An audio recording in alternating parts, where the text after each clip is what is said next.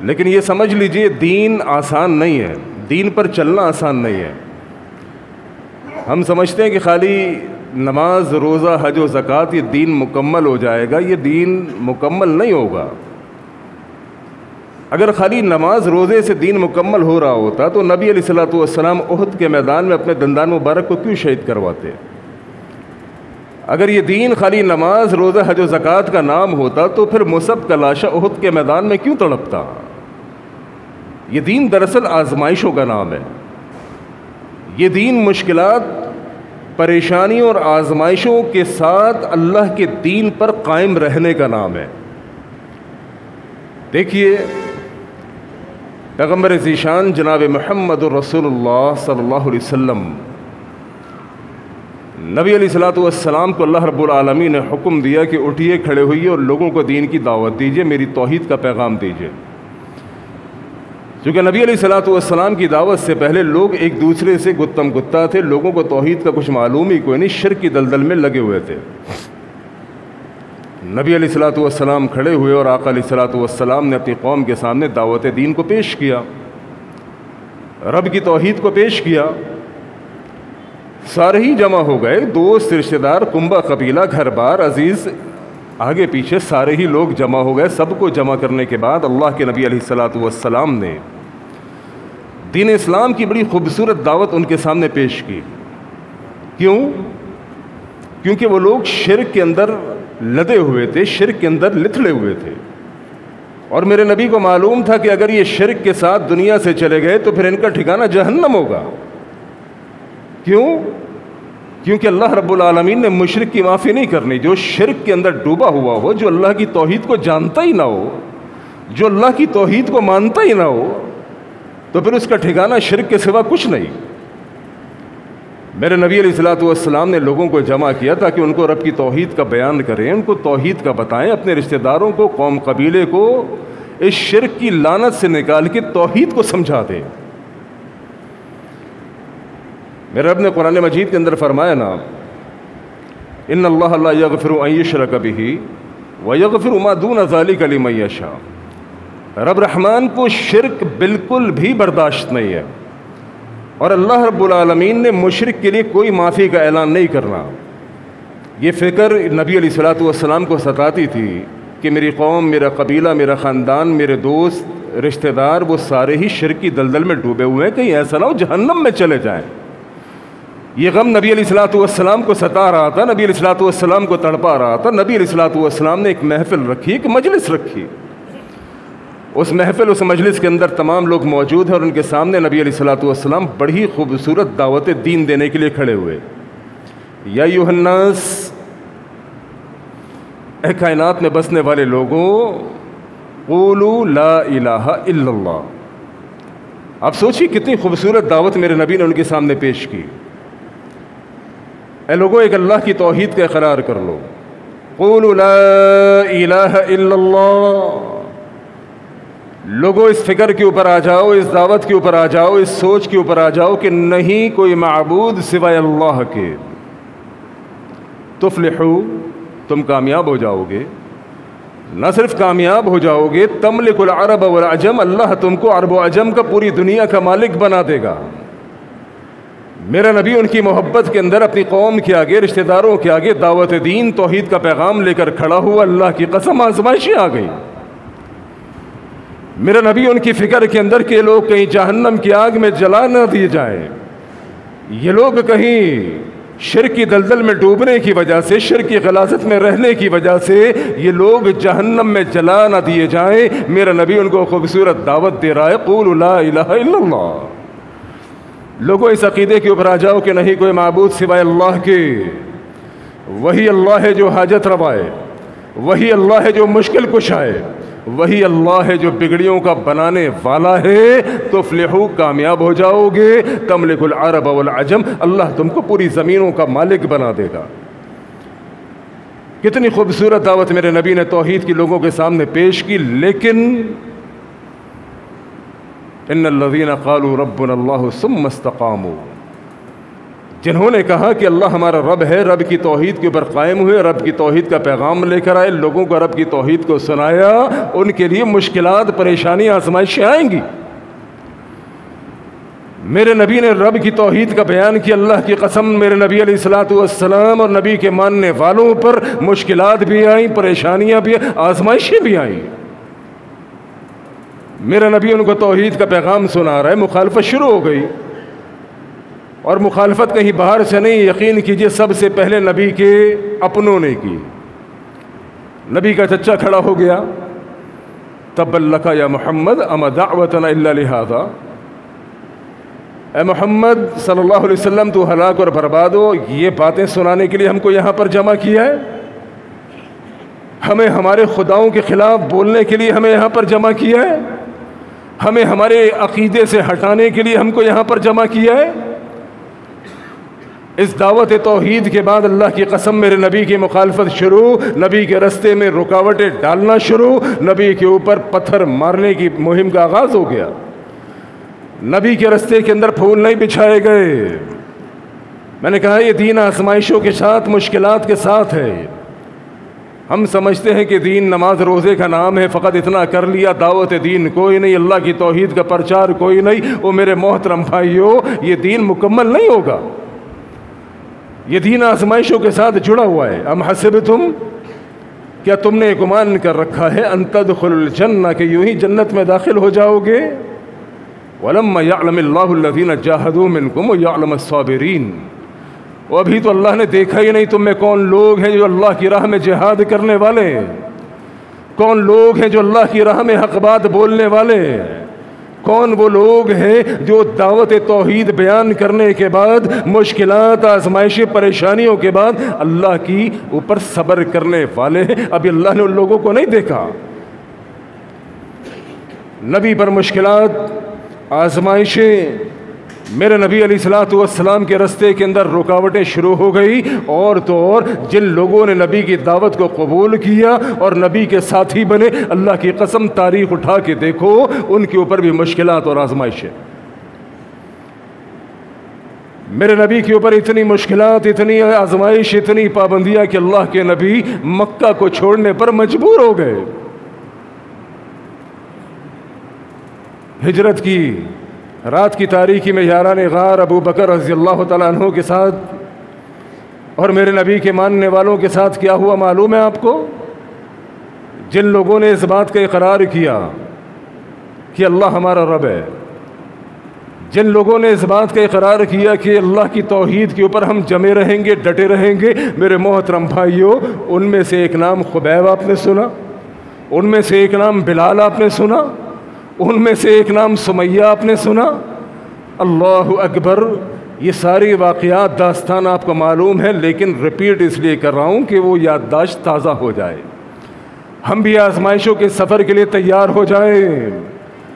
خبیب رضی اللہ تعالیٰ عنہ میرے محترم بھائیوں، آگ کے انگاروں پر لٹا دیا گیا، مشکلات، پریشانیاں آنا شروع ہو گئی۔ کیوں؟ کیونکہ خبیب نے نبی کی دعوت کو قبول کیا تھا۔ بلال رضی اللہ تعالیٰ عنہ، نبی نے دعوت دین پیش کی، قولوا لا الہ الا اللہ، لوگوں ایک اللہ کی توحید کے اوپر آ جاؤ۔ بلال نے وہ دعوت توحید کو قبول کیا۔ بلال کے اوپر اللہ اکبر مشکلات، آزمائشیں، پریشانیاں، اللہ اکبر، تپتی ہوئی ریت پر لٹا دیا گیا، سینے پر بھاری پتھر رکھ دیا گیا۔ جرم کیا ہے؟ جرم یہ ہے کہ بلال نے نبی کا کلمہ پڑھا ہے۔ جرم یہ ہے کہ بلال دعوت دین کے اوپر آ گئے۔ سمیہ رضی اللہ تعالیٰ عنہ، اسلام کی پہلی شہیدہ خاتون، نبی علیہ الصلوۃ والسلام کی دعوت کو قبول کیا۔ مشکلات، آزمائشیں، پریشانیاں، سیدہ کو شہید کر دیا گیا اس اسلام کے جرم کے اندر۔ ابراہیم علیہ الصلوۃ والسلام کا واقعہ تو آپ کو یاد ہوگا نا۔ ابراہیم علیہ الصلوۃ والسلام کو آگ کے بستر پر کیوں سونا پڑا؟ ابراہیم علیہ الصلوۃ والسلام سے اتنی بڑی قربانی، آزمائش، یہی دعوت توحید۔ قرآن اٹھا کے دیکھیے سورۃ الممتحنہ، اللہ رب العالمین نے ابراہیم علیہ السلام کو اسوہ حسنہ قرار دیا. قد کانت لکم اسوۃ حسنۃ فی ابراہیم والذین معہ. لوگوں تمہارے لیے ابراہیم اور ان کی رفقا کی زندگی بہترین نمونہ ہے. یہ بالکل وہی انداز ہے جو اللہ کے نبی نے سورۃ الاحزاب میں میرے نبی محمد الرسول اللہ صلی اللہ علیہ وسلم کے لیے اختیار کیا. لقد کان لکم فی رسول اللہ اسوۃ حسنہ. لوگوں تمہارے لیے محمد کی ذات صلی اللہ علیہ وسلم بہترین نمونہ ہے.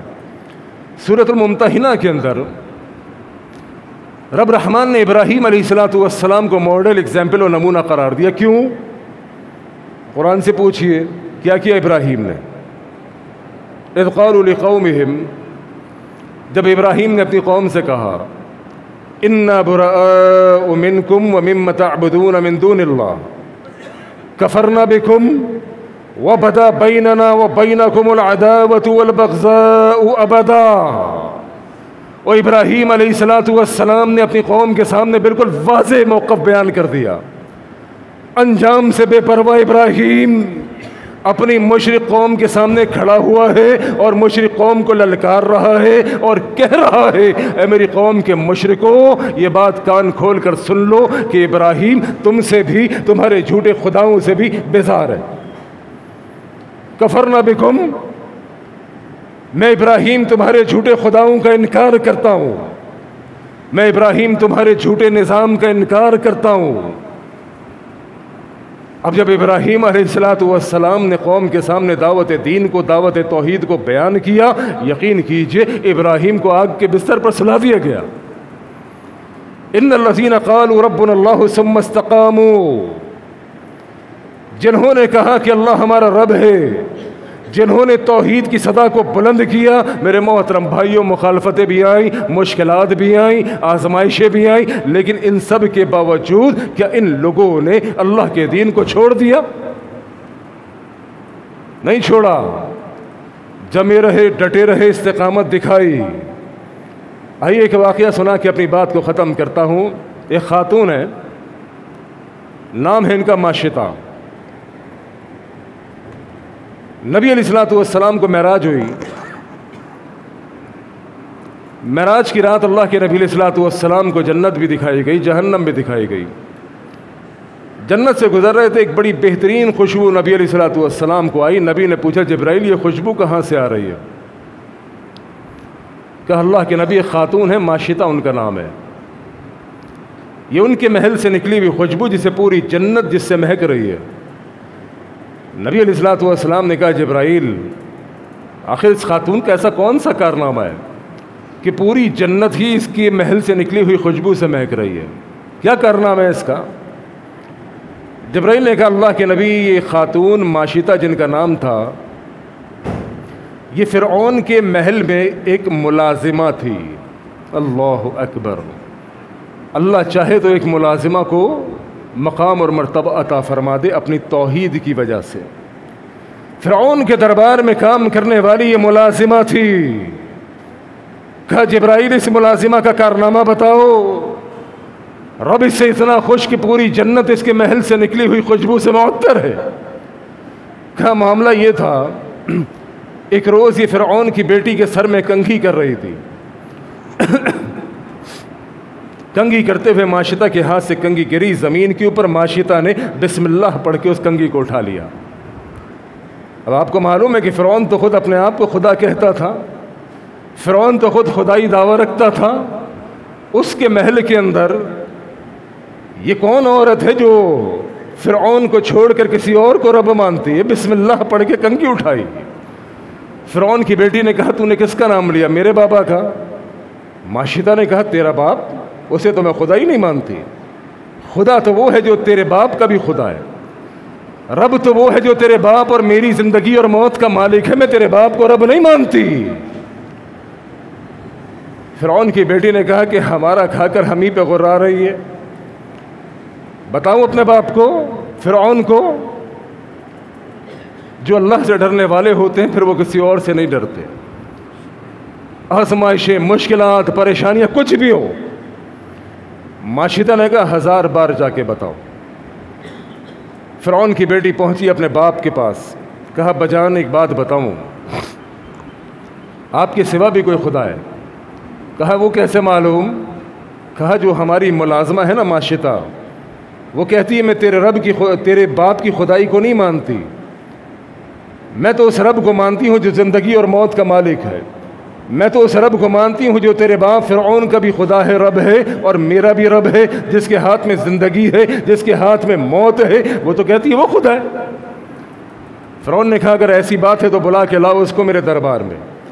اکیلی تنہا عورت بادشاہ فرعون کے دربار میں، امیجن کیجئے گا، تصور کیجئے گا، ہم میں سے کسی کو علاقے کا تھانے دار اگر بلا لے تو کانپے ٹانگ جاتی ہیں، ہے کہ نہیں؟ ٹانگیں کانپنا شروع ہو جاتی ہیں، دل پر گھبراہٹ شروع ہو جاتی ہے کہ ایس ایچ او تھانے دار صاحب نے بلائے، نہ جانے کیا معاملہ ہے۔ کئی لوگ تو ایسے ہیں کہ تھانے دار کے سامنے آ کر اپنا درست موقف بھی تبدیل کر لیتے ہیں، ہے کہ نہیں ایسا؟ اب یہ کون ہے؟ ایک عورت ہے، خاتون، کہاں کھڑی ہے؟ بادشاہ کے دربار میں۔ بادشاہ کون؟ فرعون، جس کی فرعونیت کے تذکرے چرچے پوری دنیا نے سنے ہوئے۔ اب یہ کمزور عورت بادشاہ فرعون کے آگے کھڑی ہوئی ہے۔ فرعون نے کہا ماشطہ میں نے سنا ہے کہ تو مجھے رب نہیں مانتی۔ ماشطہ نے کہا بالکل ٹھیک سنا ہے، میں تو تجھے رب نہیں مانتی، میں تو رب اس کو مانتی ہوں جو زندگی اور موت کا مالک ہے اور وہ اللہ ہے، میں اللہ کی توحید پر قائم ہوں۔ فرعون نے کہا پھر انجام کے لیے تیار ہو جا۔ خیر انجام کچھ بھی ہو، انجام کے لیے تیار ہوں، انجام کچھ بھی ہو، کیا کرے گا تو؟ مجھے مار دے گا؟ مارنے کے سوا تیرے پاس آخری ہتھ کنڈا کوئی نہیں، اور موت سے مسلمان کو، کلمہ پڑھنے والے کو، رب کی توحید پر یقین رکھنے والے کو موت سے کوئی خوف نہیں۔ یہ موت ہی تو ہے جو زندگی اور موت، میرے محترم بھائیوں، جو رکاوٹ بنی ہوئی ہے یہ زندگی رب سے ملاقات کے لیے، یہ زندگی ختم ہوگی تو ہی تو رب سے ملاقات ہوگی، یہ زندگی ختم ہوگی اور اگر شہادت ملے گی اللہ اکبر تو پھر مرات ملیں گی، انعامات ملیں گے۔ یہ وہی موت ہے کہ جس کی تمنا میرے نبی نے بھی کی، اللہ تیری راہ میں قتل کر دیا جاؤں پھر تو مجھے زندہ کر، پھر تیری راہ میں شہید ہو جا اللہ پھر زندہ کر۔ شہادت کی موت سے مسلمان نہیں ڈرتا۔ ابھی حالیہ انڈیا پاکستان کی جنگ ہوئی، اللہ کی قسم لوگ کہتے ہیں کہ وسائل اچھے تھے، معاملات اچھے تھے، میں کہتا ہوں یہ جذبہ جہاد اور جذبہ شہادت تھا جس کی وجہ سے اللہ نے مسلمانوں کو، پاکستان کو فتح عطا فرمائی۔ مسلمان موت سے نہیں ڈرتا۔ ماشطہ نے کہا کہ تیرے پاس آخری ہتھیار موت ہے اور موت تو ہمیں محبوب ہے، کیونکہ مریں گے تو ہی تو اللہ کا دیدار ہوگا، مریں گے تو ہی تو اللہ رب العالمین کی جنتیں ملیں گی، اور مریں گے تبھی تو جنت کے اندر شراب کی نہر، دودھ کی نہر، شہد کی نہر۔ موت سے ڈراتا ہے؟ جو تیرے سے ہو سکتا ہے کر لے۔ واقعہ بہت طویل ہے اور ٹائم اختتام پذیر ہے، قصہ مختصر۔ فرعون نے ڈرایا، ماشطہ نہیں ڈری۔ ان الذین قالوا ربنا اللہ، جنہوں نے کہا کہ اللہ ہمارا رب ہے، ثم استقاموا، ڈٹے رہے، جمے رہے۔ فرعون نے ماشطہ کے ایک ایک بچے کو، اس کے پورے کنبے قبیلے کو، خود ماشطہ کو قتل کر دیا، ختم کر دیا۔ ماشطہ نے اپنے پورے خاندان کے ساتھ جام شہادت نوش کر لیا، لیکن رب کی توحید پر کمپرومائز نہیں کیا، رب کی توحید پر سمجھوتا نہیں کیا۔ یہی میرے محترم بھائیوں درس ہے، یہی پیغام ہے کہ توحید کو سمجھو، توحید پر کھڑے ہو، توحید پر قائم ہو۔ اللہ کے سوا کوئی حاجت روا نہیں، اللہ کے سوا کوئی مشکل کشا نہیں۔ اللہ اکبر، وہی اللہ ہے جو میری اور تیری زندگی کا مالک ہے۔ مشکلات ہوں، پریشانیاں ہوں، اپنے اللہ کے آگے اپنے ہاتھوں کو پھیلاؤ، اللہ کے سوا کوئی نہیں۔ لا الہ الا اللہ کا یہی پیغام ہے۔ اللہ کریم مجھے اور آپ کو عمل کی توفیق عطا فرمائے۔ وآخر دعوانا ان الحمد للہ رب العالمین۔